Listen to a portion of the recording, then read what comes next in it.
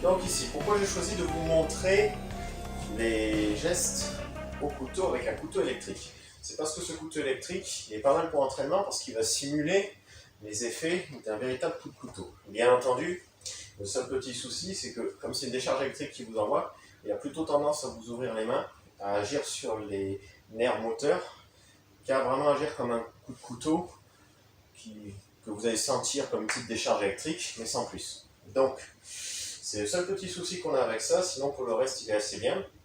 Bien entendu, un couteau électrique, il ne faut pas l'utiliser au maximum parce que ça peut brûler la peau. Et oui, même s'il est homologué, on s'est rendu compte que la puissance max, ça crée des brûlures. Mais à basse, moyenne intensité, c'est déjà vraiment pas mal pour travailler. Et à plus haute intensité, ça peut être intéressant, mais pour vraiment sentir un coup dans le feu de l'action. Donc, ce couteau électrique, bien entendu, il faut toujours utiliser des lunettes de protection pour ne pas se prendre des coups dans les yeux, éviter d'utiliser au niveau de la tête, si possible, pour éviter d'avoir des chocs sur des nerfs un peu trop importants. Mais là-dessus, ça peut être pas mal sur certains exercices, notamment le 360. Ici, qu'est-ce que le 360? Eh bien, je rappelle, c'est défendre avec un avant-bras à 90 degrés et frapper en piston. Donc ici, quand je défends d'un côté, je peux éventuellement avancer la jambe opposée, ça me permet d'être à meilleure distance, de me rapprocher de lui. Il ne faut pas que j'ai peur. Justement, le fait que ce soit un couteau électrique, le fait d'entendre des petits claquements, ça va vous tendre. Au contraire, il ne faut pas reculer, il faut lui rentrer dedans. Si je ne veux pas avoir mal quand il m'attaque, il faut que je lui rentre dedans.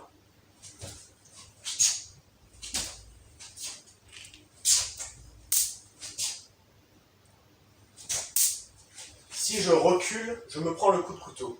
Le couteau, il va être dangereux à courte distance. Si vous reculez, c'est la lame que vous allez bloquer. Il ne faut pas bloquer la lame, il faut bloquer au niveau du poignet. D'accord? Si vous bloquez au niveau du coude, la lame remonte. Ça va plier, vous allez vous prendre le coup de couteau. Si vous bloquez au niveau du poignet, c'est bon. Il peut juste essayer de faire ça. Vous pouvez peut-être éventuellement prendre un petit coup de couteau sur l'avant-bras. Bon, c'est pas très grave. Franchement, ça ne fait pas plus mal que ça. Et surtout, votre vie est protégée. Si vous prenez un coup de couteau sur la partie du corps, cette hauteur à celle-là, là en revanche, vous allez avoir des blessures beaucoup plus graves. Donc c'est pour ça, on évite de se prendre de mauvais coups. On rentre dans l'agresseur. Il faut toujours être bien ferme. Alors, ici, sur le couteau, on a donc 7 angles. On a le premier angle qui est en haut devant soi. Le deuxième qui fait penser à la toiture d'une maison. Le troisième qui vient bloquer sur les côtés. Le quatrième qui sont les côtés au corps. Cinquième, les côtés bas. Sixième, à la toiture inversée. Septième, l'angle du début, en bas. À partir de l'angle numéro 5, je mets les fesses en arrière pour ne pas prendre le couteau. Mais il y a quand même facilement 20 cm.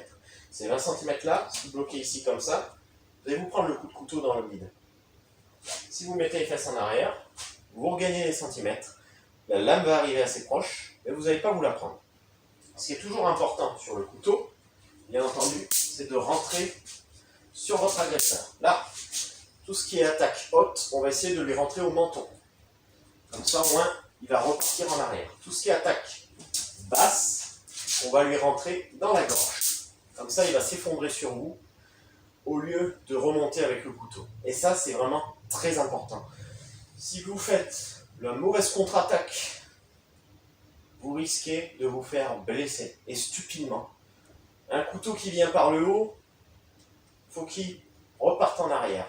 La frappe au menton est donc conseillée, enfin même obligatoire.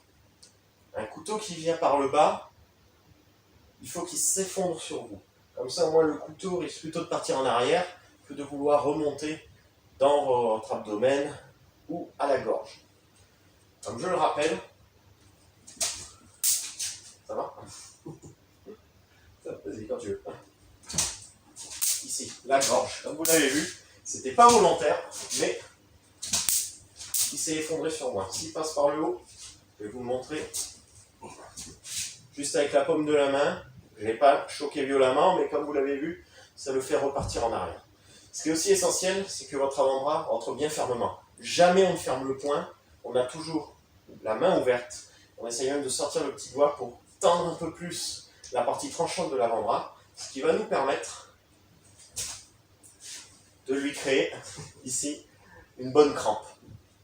Et là, comme vous le voyez, j'ai contre-attaqué, et cette fois-ci, je me suis reçu une petite coupure. Ça me serait arrivé dans la vie.